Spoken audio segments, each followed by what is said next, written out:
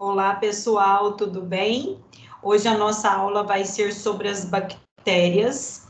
Então, eu falarei para vocês sobre as características dessa célula bacteriana, as estruturas e suas funções, como que as bactérias se nutrem, a parte nutricional delas, como que é a classificação delas em relação ao oxigênio, ao carbono, à temperatura e como que essas bactérias crescem, então, a curva de crescimento bacteriano e as formas de recombinação genética bacteriana.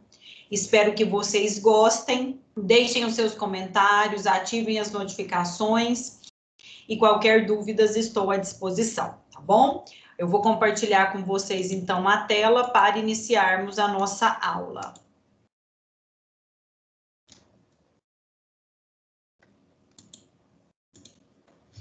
Bom, então, as bactérias, elas são células procariontes, né? Elas têm a célula procarionte com material genético desorganizado, uma célula simples com poucas organelas.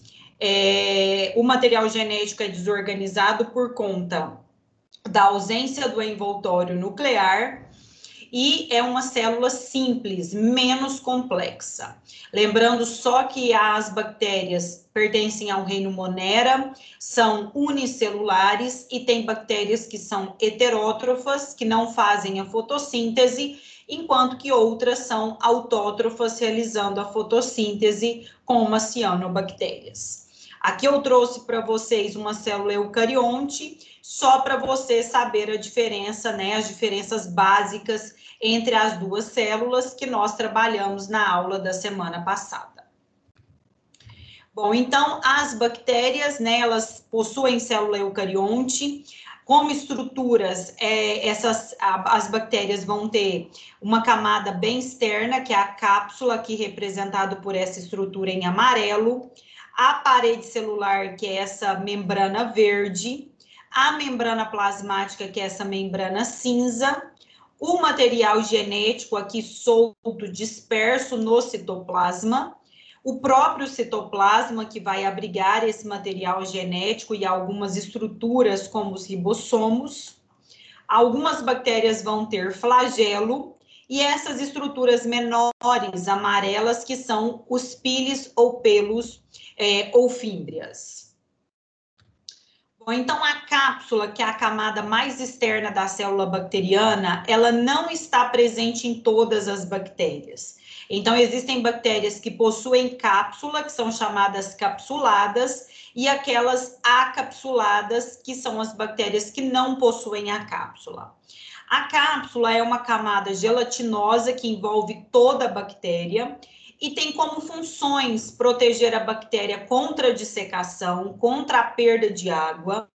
Então, ela reserva água e nutrientes, adere a bactéria ao hospedeiro e forma biofilmes, que nada mais são do que várias bactérias aderidas à superfície do hospedeiro, podendo então retirar desse hospedeiro os nutrientes para a sua sobrevivência. Embaixo da cápsula existe a parede celular, que vai dar a forma dessas bactérias. Então, nós veremos que as bactérias, elas têm diversas formas. Essa parede celular impede que as bactérias se rompam e servem de apoio de ancoragem para os flagelos. Existem dois grupos de bactérias que têm diferenças na sua parede celular, que são as bactérias gram-negativas e gram-positivas. Então, a parede celular das bactérias gram-positivas, ela é mais espessa e tem o predomínio de uma única macromolécula, que é o ácido teicoico. Já as bactérias gram-negativas, a parede celular delas é mais complexa, não tem o ácido teicoico e é mais suscetível à quebra. Então, aqui eu trouxe uma imagem para vocês, para mostrar a diferença, né, na parede celular entre as bactérias gram-positivas e gram-negativas. Então, aqui, a gram-positiva, observa-se que ela é muito espessa e tem aqui em laranja o ácido teicoico, que é essa substância, enquanto que a gram-negativa não terá, né, o ácido teicoico e ela é mais fina. Então, aqui a gram-negativa e aqui a gram-positiva, mostrando a presença do ácido teicoico na gram-positiva. A gram-negativa, ela tem esse espaço aqui chamado de espaço periplásmico, que eu vou falar para vocês daqui a pouco, as funções que ele exerce. Bom, então, as bactérias gram-positivas, que têm a parede celular mais espessa e com predomínio do ácido teicoico, então, essa parede celular com o peptídeo glicano, ele dá rigidez e forma às bactérias e protege contra a pressão osmótica, que pode culminar na saída ou na entrada de água na célula bacteriana. O ácido teicoico tem como função aderir esse micro-organismo às mucosas do hospedeiro, onde ele vai se encontrar.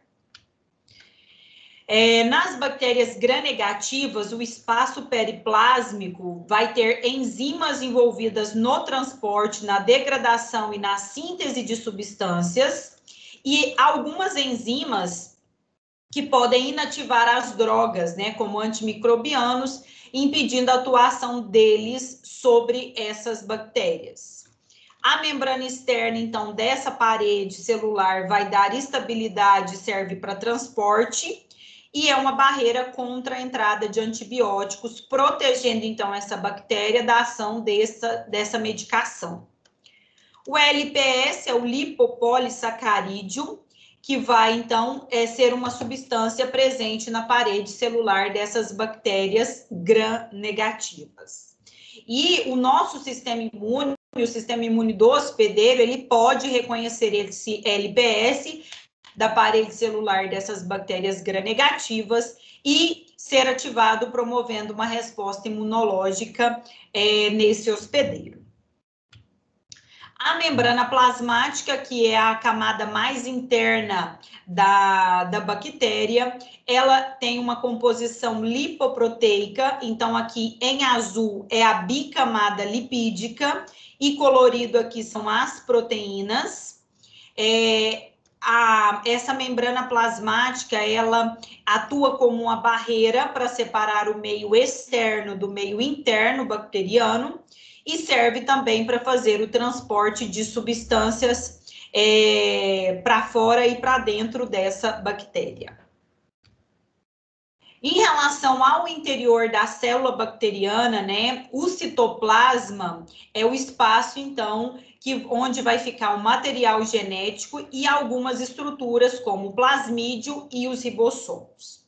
Esse material genético, né, esse DNA da bactéria, ele contém as informações genéticas dessa bactéria. E o plasmídio, que são essas estruturas circulares, eles são formados por moléculas de DNA circulares, né, extra, então fora desse cromossomo, fora desse material genético principal. E esse plasmídio, né, ele vai conferir resistência a essa bactéria contra a antibióticos. Então, as bactérias que têm esse plasmídio, elas têm uma certa vantagem, né, em relação à resistência a respeito dos antimicrobianos. Os ribossomos presentes nas bactérias também fazem a síntese de proteínas, ou seja, produzem proteínas importantes que vão compor a estrutura dessa bactéria. Aqui percebe-se, né, uma invaginação da membrana plasmática para dentro do meio intracelular da bactéria. Essa invaginação recebe o nome de mesossomo, e quando esse mesossomo atravessa, né, todo esse citoplasma, pode haver a divisão celular bacteriana. Então, é uma estrutura relacionada ao processo de divisão celular. Os grânulos são essas bolinhas que algumas bactérias vão ter dentro delas, que serve para armazenar substâncias necessárias para o metabolismo bacteriano.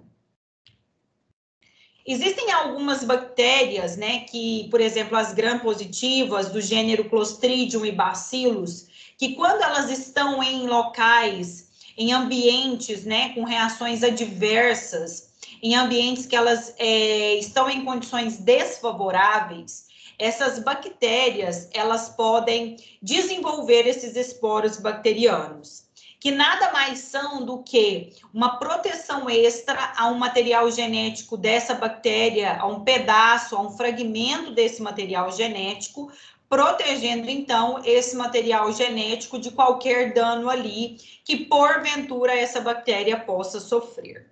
Então, esse material genético bacteriano aqui, parte dele vai ser envolvido por várias camadas, né? Sendo, então, protegido para conferir, então, a permanência, a existência dessa bactéria naquele meio adverso. As fímbrias, pili ou pelos, né, são essas estruturas pequenas da bactéria, são estruturas que não são visíveis ao microscópio óptico, somente são visíveis ao microscópio eletrônico, porque são muito pequenos, são curtos, numerosos, eles não estão associados à movimentação da bactéria, eles estão associados à fixação dessa bactéria aos tecidos. O flagelo, nem todas as bactérias possuem, mas aquelas bactérias que possuem essa estrutura, ela serve para movimentar a célula. Ele é composto pela proteína flagelina e o movimento dessa bactéria pode ser estimulado por fatores químicos ou físicos chamados de taxia, tá? Então, quando esse movimento é em direção à luz, nós falamos em fototaxia. Quando esse movimento é em direção a alguma substância química, nós falamos em quimiotaxia. Em relação às formas e arranjos bacterianos, as bactérias elas podem se encontrar de diversas formas e em vários arranjos. Então, eu vou mostrar para vocês na imagem, porque eu acredito que fica mais fácil a visualização. Quando as bactérias estão no formato arredondado, esférico, ela recebe o nome de cocos. Quando existem dois cocos juntos, esse arranjo é denominado de diplococos. Quando existem vários cocos unidos, enfileirados, esse arranjo recebe o nome de streptococos. Quando esses cocos estão no formato de cacho de uva, eles recebem o nome, né, de estafilococos.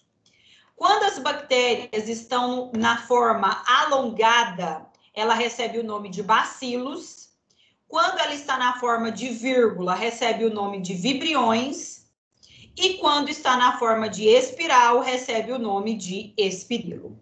Então, essas são as formas e os arranjos bacterianos. As bactérias, né, elas são transparentes na sua forma natural. E para elas serem visualizadas no microscópio óptico, elas precisam ser coradas por uma técnica de coloração. A técnica de coloração mais usada, né, para corar as bactérias é o método de Gram.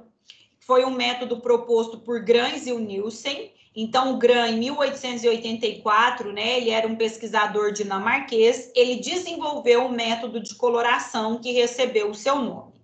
Então, a partir desse método, é possível diferenciar as bactérias em dois grandes grupos.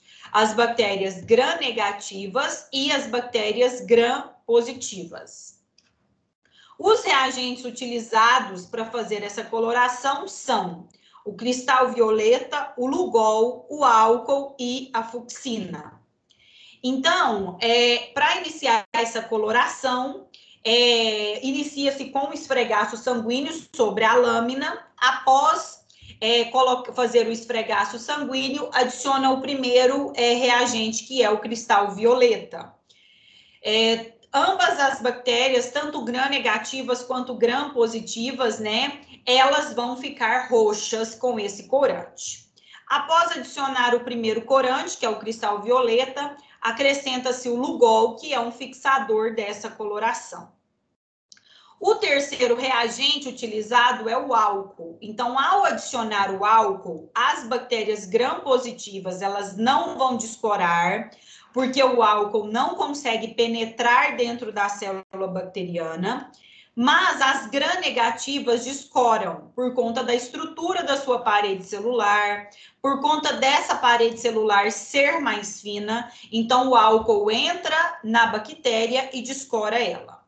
O quarto reagente utilizado é um corante que é a fucsina, ou safranina, que dá a coloração vermelha. Ao adicionar esse corante, aquelas bactérias gram-positivas que eram roxas, continuam roxas. Mas as gram-negativas que tinham perdido a coloração com o álcool vão adquirir a cor vermelha. Então, ao final desse processo, as bactérias gram-positivas ficam roxas e as gram-negativas ficam vermelhas. Então, por meio dessa coloração, é possível separar as bactérias gram-positivas e gram-negativas de acordo com a sua coloração. E essa coloração tem relação direta com a estrutura da parede celular bacteriana, como foi explicado anteriormente para vocês. A bactéria, né, como eu te falei, a maioria delas, ela é heterótrofa, então ela precisa de nutrientes, né, para se nutrir e para se manter viva. Então, essas bactérias, elas precisam tanto de macronutrientes quanto de micronutrientes. Em relação aos macronutrientes e em relação ao carbono, as bactérias podem ser autótrofas, ou seja, produzirem seu próprio alimento, realizarem a fotossíntese, ou heterótrofas, que são aquelas que não fazem a fotossíntese, que não produzem seu próprio alimento. Em relação ao oxigênio, as bactérias podem ser aeróbias ou aeróbicas, são aquelas que precisam do oxigênio. Anaeróbias obrigatórias, que é aquelas que não utilizam o oxigênio, ou anaeróbias facultativas, que são opcional. As bactérias também precisam de hidrogênio, de nitrogênio, de enxofre e de fósforo. A respeito dos micronutrientes, como ferro, magnésio, manganês, cálcio, zinco, potássio, sódio, cloro e cobre, as bactérias, elas precisam, né, desses micronutrientes. Então, para produzir os seus minerais, para compor as proteínas, compor, então, as estruturas dessas bactérias. As bactérias, para elas serem cultivadas, né, fora do local onde elas vivem, então, para que essas bactérias cresçam, né, e se nutrem fora do ambiente normal dela, fora do ambiente natural dela, é necessário o cultivo delas em meio de cultura. Então, os meios de cultura nada mais são do que uma mistura de nutrientes necessários ao crescimento microbiano. É também considerado uma fonte de energia de todos os elementos necessários à vida dessas bactérias, e nele vão conter substâncias que fornecem nutrientes importantes ao desenvolvimento das bactérias fora do seu ambiente natural. Os meios de cultura, eles podem ser classificados em relação ao estado físico.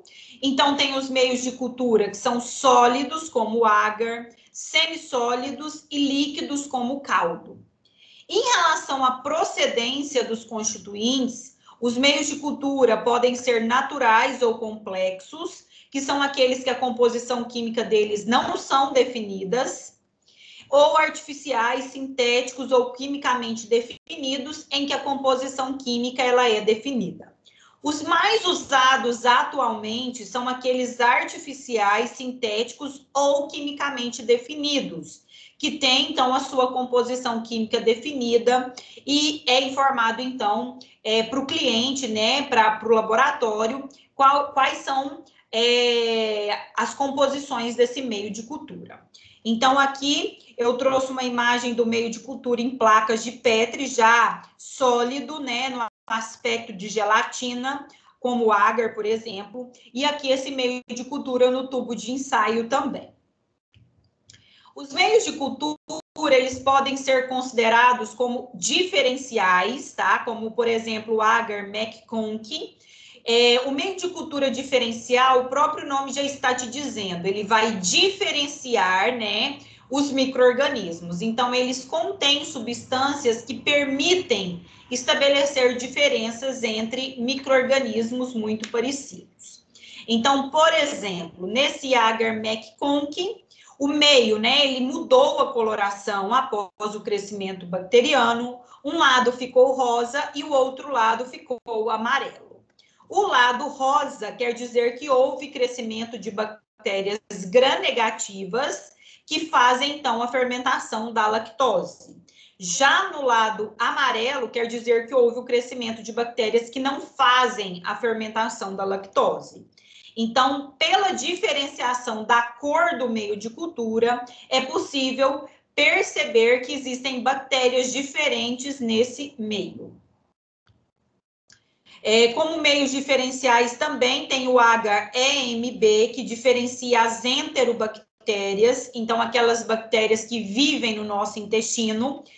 Quando elas são semeadas no agar-EMB, esse agar vai ficar com uma coloração verde, tá? Verde metálico, essa coloração indica que ali teve o crescimento de bactérias, né, que vivem no intestino. Quando se coleta a amostra de secreção de garganta e coloca em um agar, né, em um meio que tem, que pode ter sangue ali, no agar sangue, por exemplo, as bactérias que formam esse halo, né, essa claridade, são as bactérias ditas hemolíticas, que provocam a hemólise, o rompimento das hemácias daquele meio de cultura. Já os outros, né, crescimentos bacterianos aqui que não tem halo, indica que nesses locais as bactérias que estão ali são aquelas que não promoveram a hemólise, ou seja, a lise das hemácias daquele meio de cultura. Existem também meios de cultura chamados de seletivos, que eles vão conter substâncias que inibem o crescimento de determinados micro-organismos, então eles acabam selecionando os micro-organismos que vão crescer nesse meio, tá? Como, por exemplo, o agar McConkie, que inibe o crescimento de bactérias gram-positivas. Em relação à temperatura, as bactérias, né, elas podem ser classificadas em alguns grupos de acordo com a temperatura que elas crescem. Então, bactérias chamadas de psicrófilas são aquelas que crescem numa temperatura entre 12 e 17 graus Celsius. Bactérias mesófilas são aquelas que crescem em uma temperatura entre 28 e 37 graus Celsius. E bactérias termófilas são aquelas que crescem numa temperatura entre 57 e 87 graus Celsius. Tem alguns autores que vão trazer ainda um outro grupo de bactérias, que são as chamadas hipertermófilas, que são aquelas que crescem numa temperatura acima de 87 graus Celsius. Em relação ao pH, a maioria das bactérias cresce em pH neutro, próximo de 7, mas existem bactérias que crescem em pH em meio onde o pH é ácido, por exemplo, as bactérias, né, H. pylori, que estão no nosso estômago. Então, ali o pH é ácido e existem bactérias que sobrevivem nele, tá? Em relação ao oxigênio, eu já comecei a comentar com vocês a respeito da classificação dessas bactérias. Então, as aeróbias estritas exigem a presença de oxigênio. As microaerófilas necessitam de baixos teores de oxigênio. As facultativas podem utilizar o oxigênio quando disponível, mas podem também desenvolver na ausência desse gás. As aerotolerantes toleram a presença do oxigênio, mas não utilizam ele. E as anaeróbias estritas não toleram a presença do oxigênio. Em relação ao sal, né, a essa concentração, a salinidade, existem bactérias halófitas, que são aquelas que vivem em locais com alta concentração de sal, como o Mar Morto, é o caso das arqueobactérias. e as halotolerantes, que são aquelas que toleram a presença do sal, mas não utilizam. É o caso das bactérias presentes na região salina de areia branca no bioma Caatinga. A respeito do crescimento bacteriano, né, em sistemas fechados, as bactérias expressam uma curva de crescimento bacteriano caracterizada por 4 fases bem definidas. Então, a primeira fase, ou fase lag, ela é exemplificada, né, por esse traço verde aqui. Nessa fase, as bactérias não vão se dividir, acontece um aumento do metabolismo celular e as bactérias aumentam seu tamanho, aumentam a sua massa. A segunda fase, que é essa fase exponencial, conhecida também como fase log, é quando as bactérias têm o seu maior, né, processo de divisão celular ali. Então, é nessa fase que acontece uma divisão regular, constante e máxima da divisão celular dessas bactérias. A terceira etapa é a fase estacionária, tá? Nessa fase, a velocidade de multiplicação, ela diminui até se anular, tá? E a quarta fase, fase de decaimento ou fase de declínio. Então, nessa fase, né, as bactérias, nesse caso, podem morrer por falta de nutrientes. Então, a cultura vai se tornar estéril e, com isso, tem a morte dos micro-organismos. Então, essa é a quarta fase, ou fase de decaimento, ou fase de declínio. As bactérias, elas têm a capacidade de fazer o processo de recombinação genética bacteriana, tá? E esse processo acontece de três formas. A primeira etapa é a conjugação bacteriana. Então, aqui existe uma bactéria do lado esquerdo que ela tem o plasmídio e a bactéria do lado direito que não tem. Como eu te disse anteriormente, aquelas bactérias que têm o plasmídio, elas têm uma resistência a antibióticos. Então, aquela bactéria que tem o plasmídio, ela vai se aproximar daquela que não tem, elas vão se unir fisicamente através de uma ponte citoplasmática, ou pile sexual, ou pelo sexual, porque parte desse plasmídio dessa bactéria que tem será passado para outra que não tem. Após esse processo, elas se separam e ambas ficarão com o plasmídio e se tornarão resistentes ao antibiótico, tá? Então, é um processo que tem contato sexual, que tem a formação dessa ponte citoplasmática para haver a transferência de parte do plasmídio de uma para outra bactéria. Outro processo é o chamado de transformação bacteriana. Aqui, o que vai acontecer? O DNA disperso no meio de uma bactéria que já se desintegrou, ele será incorporado em outra bactéria e vai se acoplar ao DNA dessa bactéria. Então, aqui vamos supor que esse material genético era de uma bactéria A e essa bactéria que está ali é uma bactéria B. Então, o material genético da bactéria A, ele vai entrar na bactéria B e vai se incorporar ao DNA dessa bactéria B. Não tem contato físico entre bactérias, não tem formação de ponte citoplasmática entre elas. E o terceiro processo é a transdução bacteriana. Nesse processo, existe a presença de um vírus, que é o bacteriófago.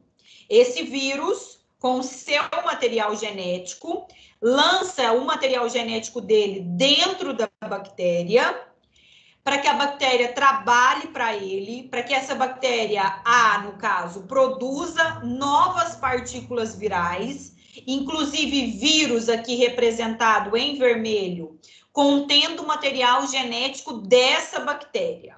Os vírus vão promover a lise dessa bactéria A, E esse vírus com o material genético da bactéria A vai interagir com uma bactéria B e vai jogar o material genético da bactéria A dentro da bactéria B, para que esse material genético da bactéria A incorpore ao material genético da bactéria B. Então, o vírus, tá? Ele atua como um vetor, transportando o material genético da bactéria A para a bactéria B, para que aconteça essa recombinação genética bacteriana. Aqui não tem contato físico entre as bactérias, não tem pile sexual e não tem a incorporação de um DNA extra de uma bactéria em outra. O que tem é a presença de um bacteriófago transferindo o material genético de uma bactéria A para uma bactéria B. Essas aqui foram, então, as referências bibliográficas usadas para a elaboração dessa aula. Espero que vocês tenham gostado da aula, espero que tenha ajudado vocês. E qualquer dúvida, eu estou à disposição, tá bom? Um abraço e bons estudos.